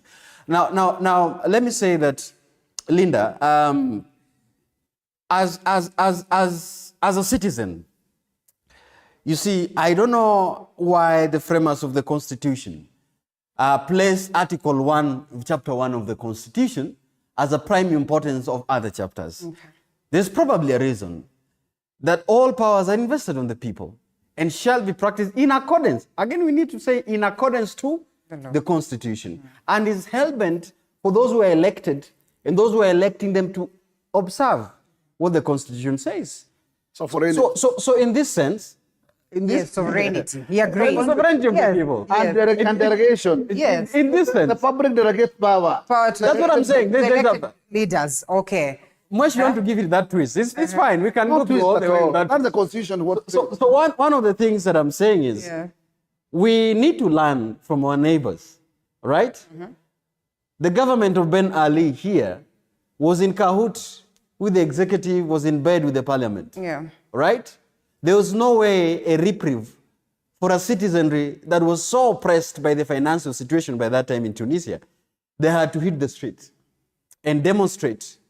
Here in 2015 in Burkina Faso, when the people of Burkina Faso felt that the government of Blaise Compaoré was doing enough, it is the people who went to the street and set ablaze on the parliament. And overlooked the who are not sitting. They overlooked the Constitution. Okay. Because there's a time when the citizenry feels that their representative, as Muhesh is saying, are no longer listening to the people. That their representative they're electing are bought by the government the way Osoro alluded to. Okay. All right? That members of parliament now are in bed with the executive, in that now the people themselves do not have a reprieve. And let me tell you, Linda, and I'm not agitating for those extremes. I'm saying that a democracy like Kenya cannot go to that extent because we are observant with the rule of law. Such revolutions. Now, I am also coming to what the plan of Azimio is doing. Okay. So what I'm trying to say is that we really need to have a defined way when we can hold the people that we represent to account. Because in between, the only measure that we have is a recall that do not allow you to recall some months or some years to election and some months or some years before another election. But in between, you're not able to recall your elected leaders. That is the only reprieve we have. But also, as a citizenry, when we put our memorandums to these committees, I think it's important for the people to listen. Right. A survey was done in this country where it shows that 90% of Kenyans are not happy with the Finance Act by that time, or Finance Bill by that time. Right. The President of the Republic of Kenya, as a citizen, as a figure of national unity, could have listened to the people. Who did the survey? Right? Could have listened to the people. Who did the survey? So in this sense, what I'm saying, biased or what I'm saying is that there needs to be a way in which the people of the Republic of Kenya might find their way of expressing their rights by not being led by the opposition, by being led by the sober, objective civil society that is people-driven, not the intrigues of what the opposition is doing. People must rise up and have a people-driven process. That is what I'm saying. Okay. Mheshimiwa, let's just go to you, Senior. Linda, yes. I've stated that the Financial Act of 2023 is a matter of court today, and the court has suspended it. Until the court determines either way that go back and discuss, or we approve now of the constitution based on the what Motata and his team will be able to present to the court, and I think they have a serious case of 1 or 2 articles that were not part of the financial bill that Mheshimiwa discussed in Parliament, and the act that was signed, which becomes really unconstitutional because you are not allowed to add anything else. Until that is determined, why are we talking about financial bill being an issue? That's a point. Number 2, the point of raising up the negative issues is also to confirm that by statement earlier that we've had peaceable demonstration. And one of them is that fact that people move from one point to another. And they were led by the police. The point was, how does the police react? Is it justifiable? No. But we have a responsibility as a citizen, and addressing to my fellow Kenyans, we have a responsibility as citizens to be able to do things according to the law. Because if you go and infringe on other people's rights, it's the work of the police to stop you from doing that. You can't say that I'm doing this to fight for you by destroying your property. It's not allowed in the law of Kenya. And I know we keep quoting this sovereignty of the people, but we don't read what exactly the Constitution says. Yeah. I wish I could read, but bottom line is everything must be done accordance to this Constitution. Yeah. The sovereignty of the nation belongs to the people of Kenya, but must be exercised as per the Constitution, meaning that you can't do anything outside that Constitution unless you want to be unconstitutional. Don't pretend to be democratic and you want to do things out of the Constitution. Because it's possible to go to Tunisia way, it's good to go to Algeria way, it's good to go to Mali recently, and a lot of Western African, where even the military has overtaken government. It's possible, and you can choose to go that direction. But if you're going to pretend to be a Democrat, then you must honor and respect the Constitution. And that is provided for by the people of Kenya for themselves. If they choose to get out of that, that's a different story. But don't tell us you're democratic and you are looking for things that are extra constitutional directions of doing things. And I know governments can be legitimate, but I'm just thinking that if a government is legitimate, I would not want to be part of it. If I believe honestly that the government is legitimate. And my argument is based on the fact that the Supreme Court of Kenya found that the elections were right. I honor the judicial system and I'll follow what they say. In the same legitimate government, it pays me my pension. It pays my sister salary for being a member of parliament. It pays my daughter salary for being a member of parliament. And it paid my brother to be a senator in the country. To an extent, my family collects from a legitimate government in excess of 10, 15 million shillings every single month. That's a height of dishonesty. It's not an individual, it's not an attack on an individual, but that's the height of the dishonesty. You can't say that this is legitimate and you're milking it. For me, it's... People are being taxed so highly that you're worried they are going to collapse because they are being taxed. That money that is being taxed, about 15 million shillings, is thrown back to your family. How dishonest can a man? And before we come to you, Mheshimiwa, while this could be a right, what is this political stance by the Right Honorable Raila Odinga? You are in the city, and you can, and I mean, Kenyans say, you can almost hear him say that, not almost, he's actually basically what he's saying. Nimeambiwa, from this place to this place is this expensive. So to some people, it's like, what have you been demonstrating about prior? if it is today that you're being told. And we know that we do not have to read so much into the language and how words are used, but Kenyans will always do that. Some would say, well, he does not feel the pinch, but as well, he understands that he's supposed to fight for the people of Kenya, and that's why he hits the street, you know, because then it's all right, I am a leader. I am not being, or I'm not finding it difficult in life, because after all, I can manage, you know, all these things. We all know that the Right Honorable Raila Odinga can. But at the same time, he takes it upon himself to say, you know what, enough is enough on behalf of the people of Kenya. It's a bit dicey, and basically what it is that, you know, Mheshimiwa asks here, where does he intend to take this? And especially the 5 or 15 million signatures.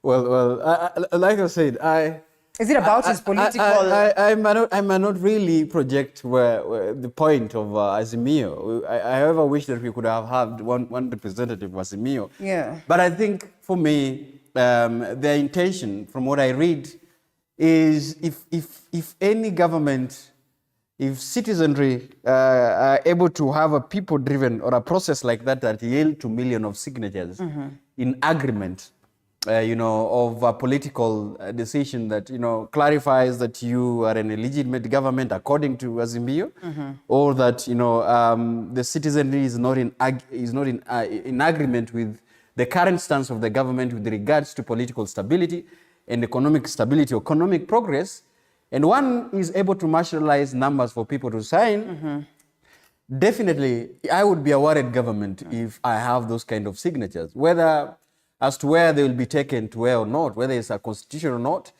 But that really demonstrates a vote of no confidence by the people in one way or the other, whether it's taken to parliament, whether it's taken to, another IBC, by the fact that I sit in the office as a president and much number of people are dissatisfied, whether it's 30,000 or 40,000 append their signatures, that would worry me. And you see, like I agree that they're constitutionally, I think could be one Article 142 that spells out how a government should be, president should be impeached. Right. But you see, it is devoid of collecting of signatures. The law is very clear on how a president should be impeached by the Senate and the procedures and why that should be done.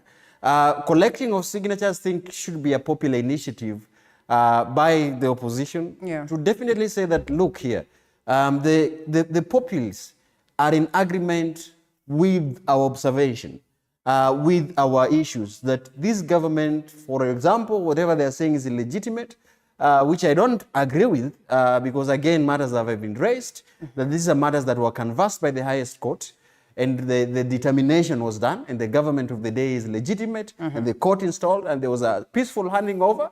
So if that is one of their prayer, I think that is unacceptable. And secondly, if it's on matters of economic issues, like Alex have mentioned, and let me correct that again, that the people, like you said, a constitution, and we've quoted the first chapter, this can be demonstrated in various ways. While we have a delegated power, because that is also one way of expressing that, there's a delegated power through the delegated representatives. There's also, people can exercise that directly. So I think there are measures, one shouldn't be gagged on how people should express, their rights of freedom of expression. Because from what I read is like we would want to be constricted in a manner that, the one that somebody want to interpret how that should be done. But the freedom of expression, the freedom to demonstrate, it's quite clear that we can do it directly or indirectly, or even put petition to other arms of the government. So it doesn't limit us that when it's in court, people should not go to the street and discuss where is the best way they deem right. I mean, it could be done in various ways. So let me say here that if the citizens of the Republic of Kenya can have an objective, people-driven way, it can go to court, it can go to parliament, people can hit the street in a peaceful and an accountable way, and there is no other measure that anyone can prescribe that process to limit people on how they can express their freedom. So I think that one should also be known. For me, that should be very clear. All right, and Mheshimiwa, here we are. We have a very important guest in the country. This is perhaps a face of the international or the global fraternity. What does it mean, if at all, we are going to witness scenes that we witnessed on Friday in the presence? Rida, let me just draw my point on this, and I want to allude that what happens in Kenya, it happens elsewhere. We are in the record where even America, after the last elections, there were demonstrations. Yes. And we thought that America is the most democratic country. So if it happens in America, there's another day also I have been watching the news, and I witnessed a very good mass, a big mass of white people. Now with the Sufurias. I don't know whether they copied from Kenya or... So in this case, I would say what we call mass has their own way of addressing or redressing the anger. But in the case we are today, Kenya is totally different from this path. Because what we are doing in Kenya is having institutions that we don't trust, and they are our own institutions. Because I don't see any big reason why. Before elections, there was a sitting president who is in the public domain, warning that he may not hand over power to some contenders. This, to me, is a very criminative statement. Because who are you to say that you may not hand over power? The power handle is constituted. And therefore, when the Constitution shows you the exit, you must exit. And you must leave the entrance open for anybody else that the public will usher in. And our situation we are, I repeated that, we have not witnessed in Kenya any form of this revolution government. So we believe in our own civil way of having civil government. And in this case, the civilian government we have today is purely elected by the people. Right. And we should trust and honor this. If we cannot, are we expecting angels to come to stand on our position? Because surely we cannot trust an election because it was held by one Chebukati.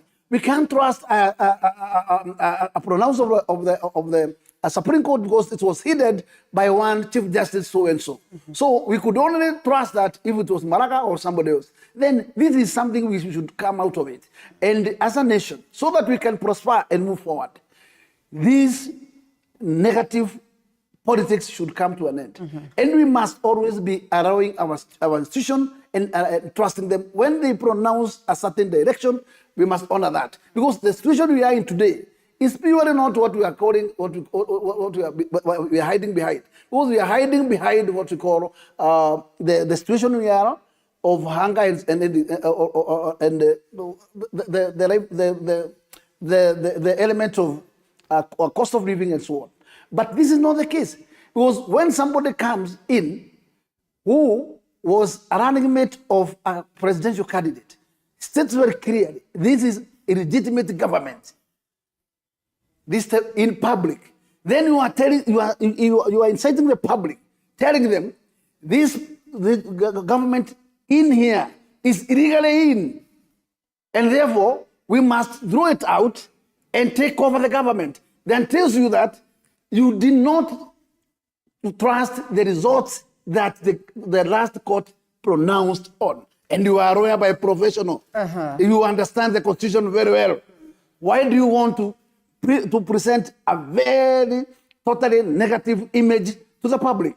And the position we are, and Linda, this is what, and the more ask us whether we all live here or whether we are strangers here. We live here. And one, what we have is hypocrisy and nothing else. And we are hiding behind the mass. You are aware that you have those mass that can come out and sign 15 million signatures. And my panelists want to tell us that's equivalent to what this is not leader.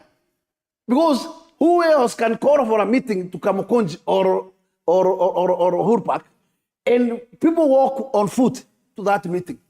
It's not possible.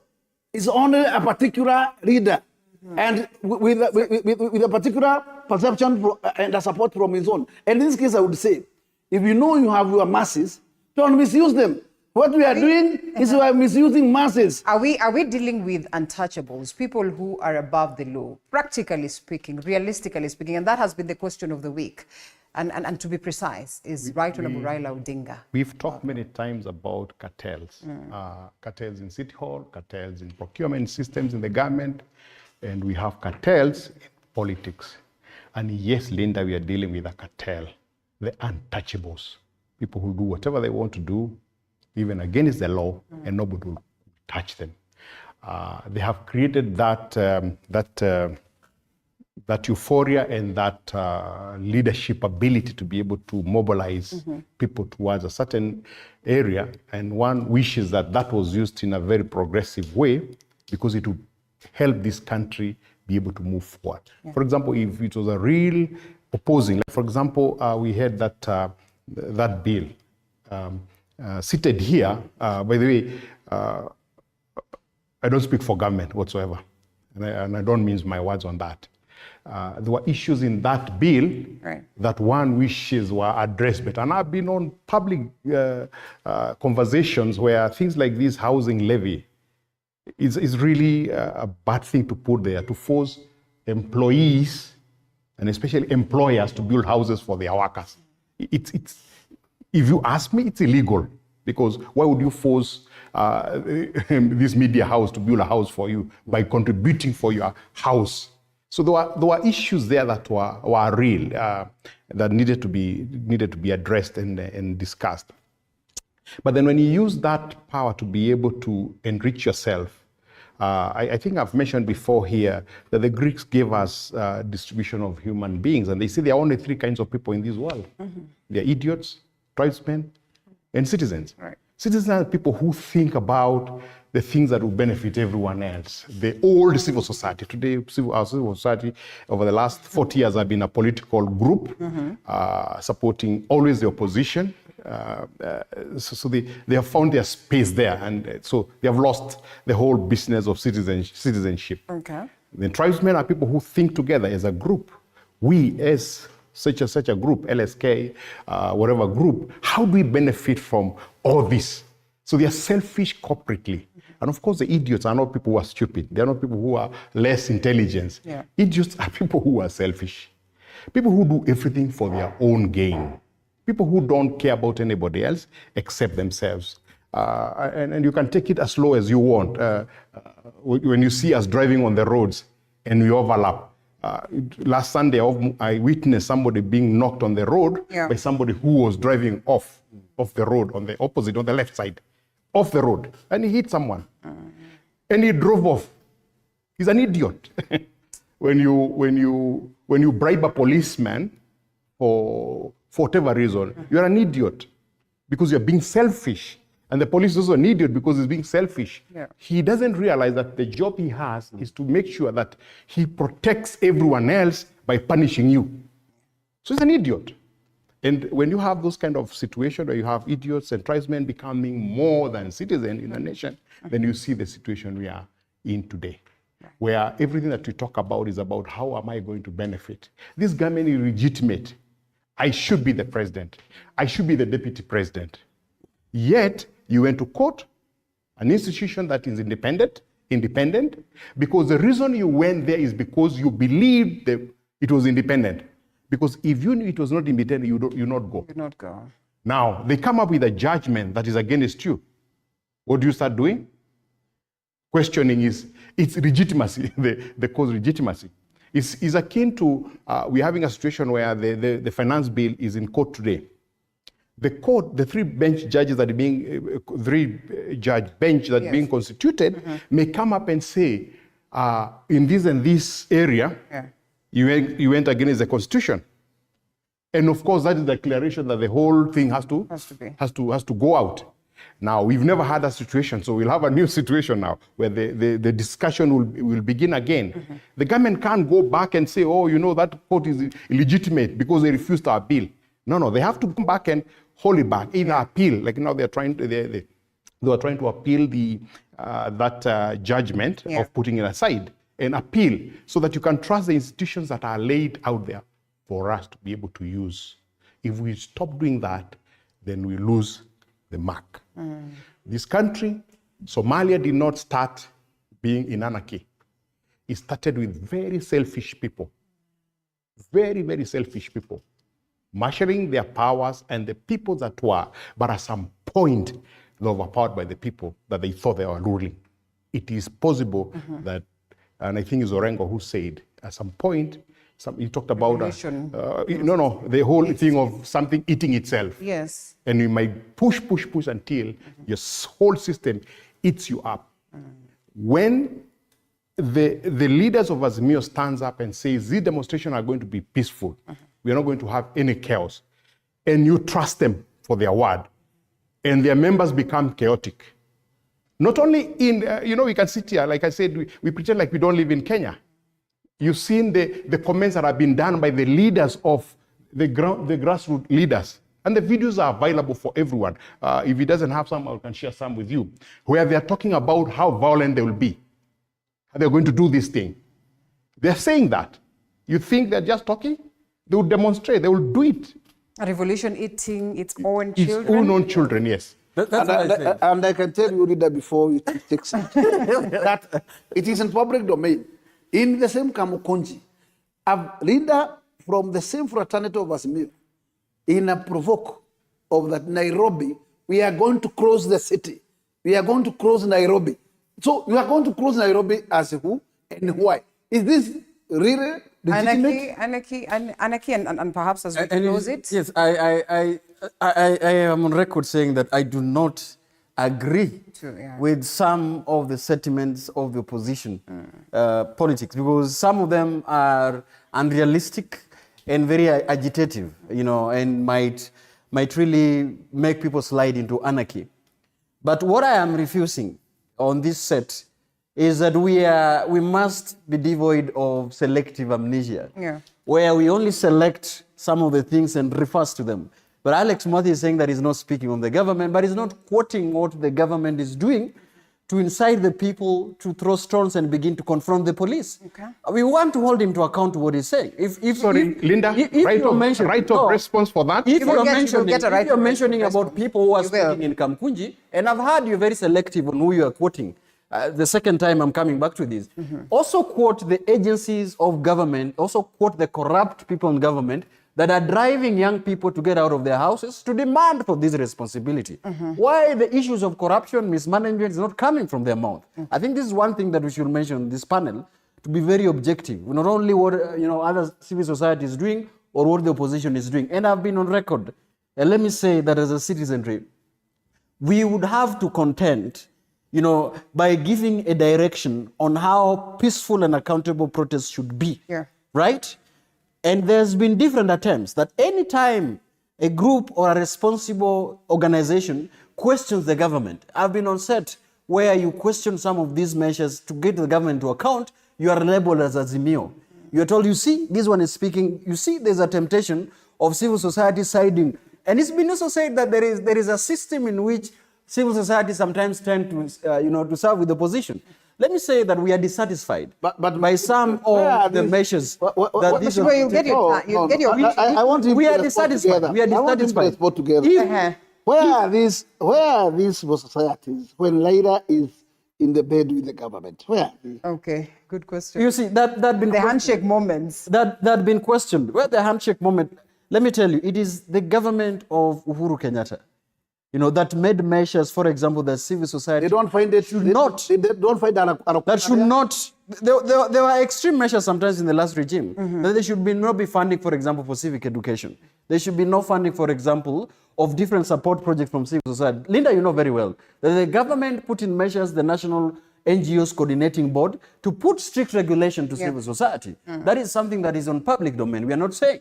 And when Honorable is asking where were they, I tell you they were curtailed by some of these regulations that you were in that government as a member of a third arm of the government. You are there. So let me say this as I go off record and as I go on record as well, that we would question if the government is renegating on their promises, we would question that. If there is manhandling of people who are peacefully demonstrating, we would question. If the opposition is using the young people for self-interest, we would question.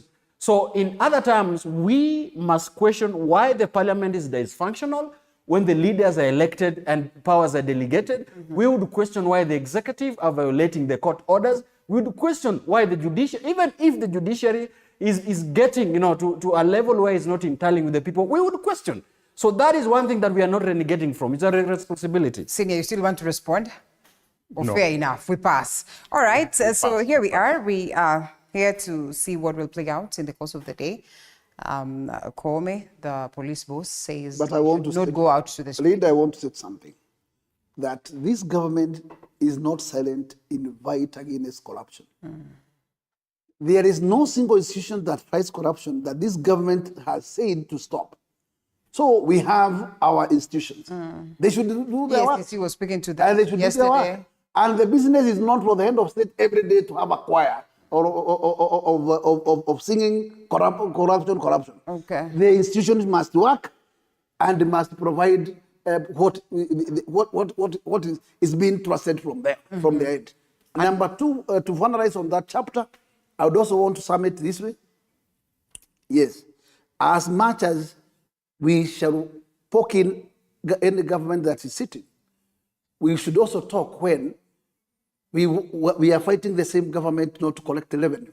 You are agitating, you are inciting public not to pay revenue, not to pay taxes. How would you question the same government if it fails to attain the promises, and you are the one who is pushing the string from the other end? Or as well, how would you question them when they borrow more? Yes, inciting the public not to pay taxes. How is the government going to sell its asset or property to provide service, or is it going to rely on the taxes? And if you are the one causing the problem, and you are still enjoying the same taxes. And I have been always repeating this. Raila Odinga and Kalonzo Musyoka must be the first two gentlemen who should say, Treasury don't release those benefits, those retirement benefits of ours. Yes, we don't want to collect the money from illegitimate government. Okay. And they should also make a circular to their leadership, starting from the governors, senators, up to down, not to take any single revenue or salary out of this government because it's illegitimate. We are anything illegitimate, reader, is not anywhere in the books. You know, you will be reminded. You know, why do you want to take home? If we're going to take that direction, you'll be reminded that you were in government still. In parliament. While you were saying that you do not trust in the government, first of all, you're in parliament. And even previously, you keep saying that, well, this government, but the current president I have never uttered my word saying illegitimate. I was condemning the deeds of the governments of the But you were against the Jubilee Party and but you were still totally in saying parliament. the government illegitimate, it is like saying it was put in place illegally. Mheshimiwa, in the previous government, you were part and parcel of the Jubilee. Then all of a sudden you said you're not part of the Jubilee, but you were still representing. I am talking about the deeds of the Jubilee. And I'm saying this is now double speak. Is it not double speak? If you're going to tell them, you do not collect anything from the illegitimate government, yet you collected something from the people of Kenya, while you were representing them on a party that you had elected. Let us strike the balance. Yeah. We are in the public saying this government should go home, it is legitimate. Okay. But during our tenure, we are saying the government is doing against humanity. You know, it was legitimate. And whatever it was doing, it is legitimate. Okay. And there's no single day I was in the parliament and I failed to do whatever the government required for that particular day. Yes. But I was only castigating the wrongs. Okay. Yes. We're going to talk about Jubilee briefly. Gentlemen, allow to take a short break. Some of these issues Mwesh has mentioned are issues that can be canvassed in the parliament, right, where he sits, and where he sits on a side that is of majority. And I have been on record saying, for example, the Finance Act 2023, after the Public Select Committee, it was brought to the House, it was overwhelmingly passed by the House. That Honorable Jimmy Gakuya sits as the majority in the side of the House. If Jimmy Gakuya is serious, Honorable Jimmy Gakuya is serious that Honorable Raila Odinga and Honorable Kalonzo Musyoka and the likes of Martha Karua should not enjoy any retirement benefits, they can put these measures there. Okay. They can have that conversation. Seniors, because at the end of these, any other of these policies or amendments passes through the House. Let's allow whether we put public participation, it has to be brought to the House. Yes. So to come on a national television and ask challenge the members of parliament, to challenge the former premier, I think is what you're saying. We are. It's a double. Let's allow him a minute before we take a break. You have your minute. You have your minute. Yeah. I think our listeners need to have the benefit of understanding. Yeah. And I hope that I can say this, that the issue is by law, there is benefit to the people that are mentioned. Individuals, yes. So the government, if it follows the law, is obligated to do it. Unless you bring a bill in parliament, and you can't force Gakuya to take a bill in parliament to change that. Okay. That is also, again, his prerogative. His prerogative, yes. Or members of parliament. Yes. You can't go and say within this finance bill, don't pay them. It's a whole change of an act of parliament to change that requirement. The point, and should not be missed, is that if I know a government is illegitimate, it means that the government is illegal. Then it behoves on me, if I have any integrity whatsoever, to stop collecting funds from that illegitimate government. Because I become part of illegitimacy. I become part of illegality. That's the point. And the point is, whether you're in government or not, you can question it. I know there's a point here that we are not questioning the ills of the government today. We don't have enough time to be able to question the ills of the West and the North. We've sat here and questioned the ills of the government. I'm sure you remember. Yes. And I've alluded to the finance bill. We can go to KEMSA, we can go to many things that the government is not doing right. So you can't sit here within an hour and question everything. We are handling one issue. No, but you're saying opposition. Let's take a short break, gentlemen. Let's take a short break, and then we come back in 20 Take us to Jubilee. We speak about Jubilee, your former party, right? You're the founding faces of Jubilee. This requires that sometimes. After this short break.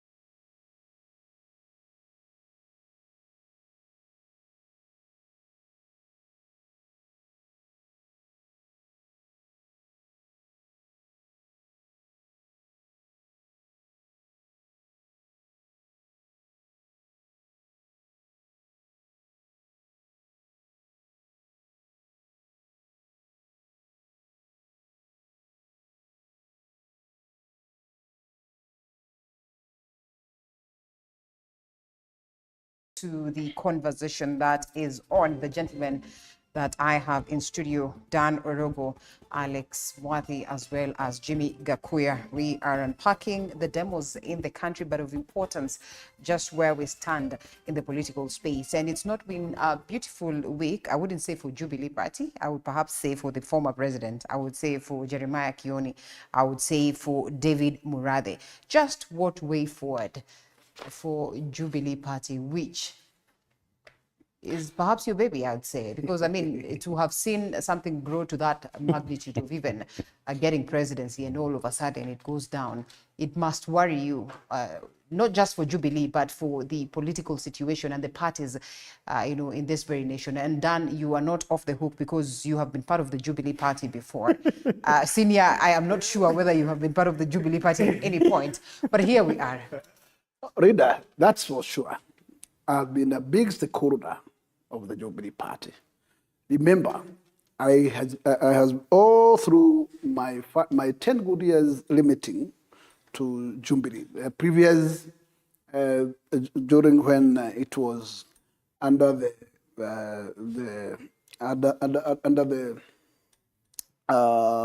TNA, plus now URP, and last when it was now a merger Jubilee. And I would say it's a big loss because building a party is not easy, because a party requires a lot of resources to build and to maintain it, also to maintain the structures of the party. At the point we are, yes, I remember there was a ruling party, Kano, which slowly died after Moi. And I remember, I remember very well that in fact the baton was also handed to one former president, Honorable Uhuru Muigai Kenyatta, who at some point also left it to Gideon Moi. And the manner that Uhuru left it, it seems not to liberate longer. It seems to be now heading to its death knell. Coming to the Jubilee Party, yes, we have come along that journey. It has brought the government, but today, the start of the nosedive of this party is when then the party decided to kick out one of their own. And at that point is when they started leaning at them. And I would say that, in fact, the leadership of the party, they never focused how to build this party for future. Because if the intention of the party was to build a strong party for future, there were mechanisms that the party could have followed, and it could not have ended in the dead end that is now in. Today, this is a party which has less than 30 members of parliament. It tells that actually it was a ruling party which was totally beaten during the last election, and it only managed to get less than 25 elected. The rest are nominated. And at the point we are, then the head of state has lost it. Today, it has been his own baby. The former. I remember very well. One day, I remember, we are in State House when we were in a PG, and he was very categorical. If we are not going to follow the party, then that's the exit. Then and we were shown a door that one should wake up and get out. At this point, I would say yes. If we want to have future parties that are strong parties, let us not use parties as personal or private entities. Let us allow parties to grow and rule and have a leadership that is not a skewed leadership. Open up the party and allow the membership to be the owners of the party. And that way, the party won't die. But when the party becomes... Is it different with Kenya Kwanza and UDA today? I would say even Kenya Kwanza may also be found the same head if it may not check itself. Okay. Right. Because I have seen... There's more to that. I have seen the SG trying to command the athletes to close their parties. That's a direction that I would say it will become undemocratic. Let me take it away from you. Let us allow democracy to thrive within our parties, and that's only the way that parties will survive. Senior, what do you make of this? Is it the former president who's lost? Is there anyone who's lost? Is it Jubilee that is officially dead? Was it a long gone from the word go? A long con? My friend, Professor P.L. Lumumba, wrote a small book that I keep asking people to read. And I think the title was Towards Political Hygiene in Kenya. And among the things that he's mentioned in that is the whole issue of political parties in Kenya. Because political parties in Kenya are not political parties. Because political parties, even as per their constitution, are supposed to belong to the people. But what we have in Kenya are vehicles for individuals to ascend to power. To an extent, as soon as a vehicle takes you to power, it loses its meaning.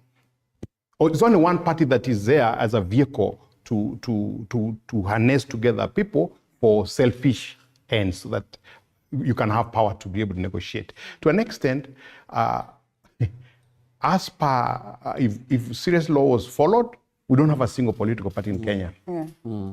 Because all those parties have a constitution, but they never do elections, which is a very basic requirement of their own constitution. that you have the legitimacy of the members of the party. I wonder whether there is any party with an actual register, because in the last 10, 15 years, I've not seen anyone doing registration of the party or candidate. Does it put to question the office of the registrar of political party? It does, 100%. Because she's also dealing with organizations that are run by a few individuals. And that's why the Jubilee had a NEC meeting that put together Kanini Kega, SG, and Sabina as the leader, and were able to quickly take the minutes to register a political party, get them registered. And these other fellas come in and say, no, we're the legitimate National Executive Council. And it puts a question, do we have a National Delegates Conference that would elect those leaders to be in that positions? Never had that. 5 years down the line, we have not done that. Now, Jubilee was a vehicle for Uhuru to win in 2017. You remember in 2013, it was a coalition.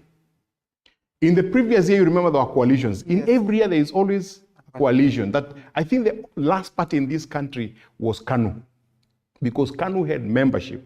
Linda, when you were younger, when you got to 18, you bought a members party for 10 bob.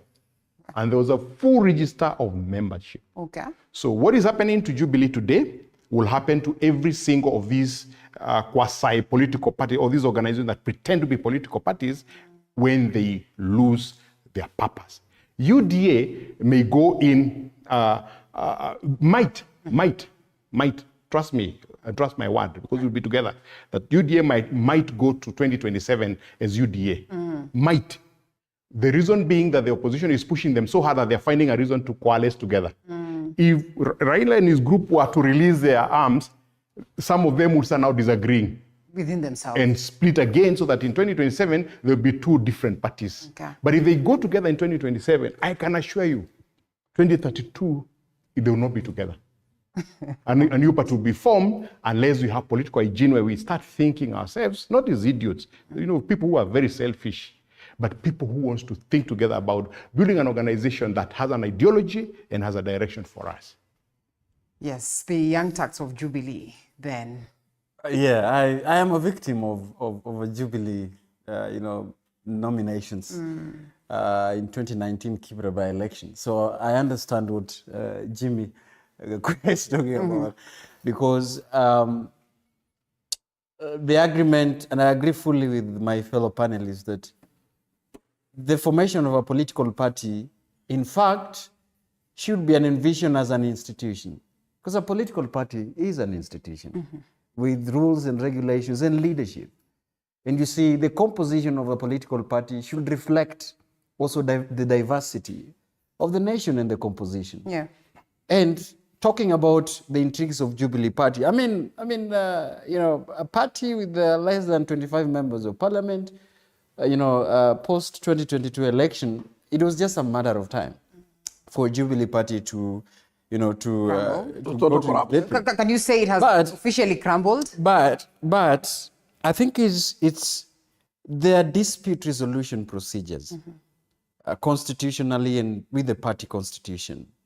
One, I think, is on the internal party resolution disputes that I am wondering whether that was followed. And then now we go to the political parties dispute tribunal. There is a room for an appeal at the High Court. There is more room, but I am wondering if there is still, the aggrieved parties still have a room to still prosecute that matter to that level. However, there's another thing that I would want to question without all this happening. One, we go back to the Political Parties Act, Linda, but I still question the precedence that we are giving to our country, especially the young people who want to get to these political parties. I was reading a book for the record by Eden Duale, and I saw his account on the intrigues that happened to him, in the Jubilee Party and the merger between URP and TNA, and how he felt being betrayed all through from ODM. And I was reading it was very interesting. That also challenged young people who want to get to politics to read that book. But he mentioned one thing that came back to me as we are discussing this issue about the party. And I don't want to fall a victim to that. He said that when he watches a television and see political analysts, trying to blame those who are party hopping, Eden Duale calls that he wouldn't want to see these people as idle political analysts who do not understand. So I don't want to fall into a victim of that. However, it is still important for us to understand what really happens just few months after the election for one who subscribed with one political party to immediately jump the ship. To immediately jump the ship to another political party. I would be very interesting because Honorable Gakuya and Alex, they are a bit, just the time is not on our side. I would have one that to be advised on that because if really we are to the stickler of law and following political parties act and setting a precedence for young people, especially to involve themselves in a democratic process, but that is not a good precedence that we see. So the entrance of Jubilee Party shows us that direction, that you see people are elected with one political party immediately after the elections. There is just meandering with the party constitution and political parties act. The next moment they're in the political affiliation, no accountability. So in essence, it is what Alex Mwathi has said and Jimmy saying, the politicization of political parties. And as I conclude, even the politicization of coalitions. Last set I was here asking, why is it that if we have a real opposition that is institutionalized and real strong opposition, why is Martha Karua not leading the demonstration? Interesting. Why is Jeremiah Kioni not leading that demonstration? Why are we not seeing demonstration in central Kenya? If it's a matter that opposition really is aggrieved, why are we bringing demonstration in the capital? Why should it go to Nyahururu? Why is it not going to Kisii? Why is it not going to Ukambani? Why is it that a demonstration and a political party is institutional in one person in this country? So I think even as we hit the government, we need to ask even the opposition to put his act together. If it's really institutionalized, then why is one person being the face of protest? Why is one person being the face of opposition in this country?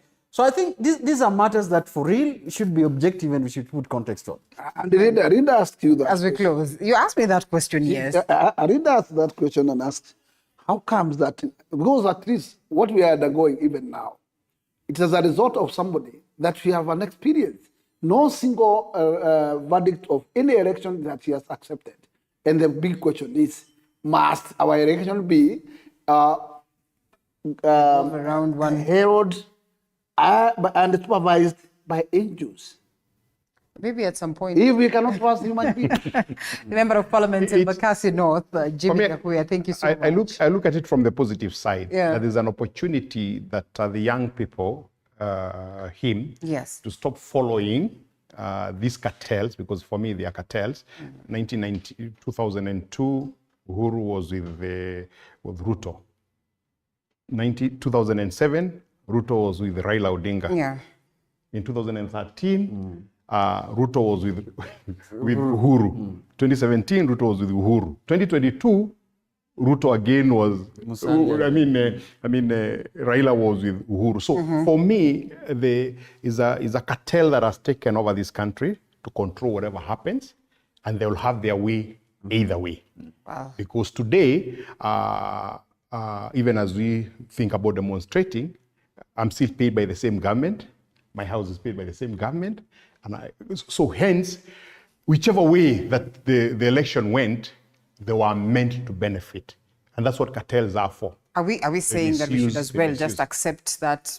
No. I'm urging young people, starting with the man sitting next to me, Dan, that the only way to get hygiene in Kenyan politics is for young Turks to create a path that is different from the nonsense that we have been seeing for the last 60 years. And it's possible. Because it said that if you do the same thing, expecting different results, you are insane. And in this way, for 60 years, we have been insane. Because people will still be elected, go to parliament, being mobilized to vote in a certain direction. They'll vote without even questioning the because I'd love to sit with member of parliament who will explain to me, and I think I've asked you on our communication, how they can justify housing fund levy. Yeah. I would just love one member of parliament to justify to me, because I've listened to people do that on set, and they're very nonsensical. Hold on. No, it's a long conversation. You can't do it in 5 minutes. He'll also be nonsensical if you ask me. But the point is, where you force an employer to build a house for the employee, it doesn't make sense. Neither here or there. All right, gentlemen, allow us to close it at this very point. Like you rightfully put it, these are conversations that, will always crop up and would require so much time to speak to them. And last speaker, Engineer Alex Mwathi, who's a governance expert, and right next to him on the right is Daniel Oroga, equally a governance expert, and Mheshimiwa Jimmy Gakuyu, a member of parliament in Embakasi North. Gentlemen, asante sana. Immense feedback as well from your end. Thank you so much for keeping it TV.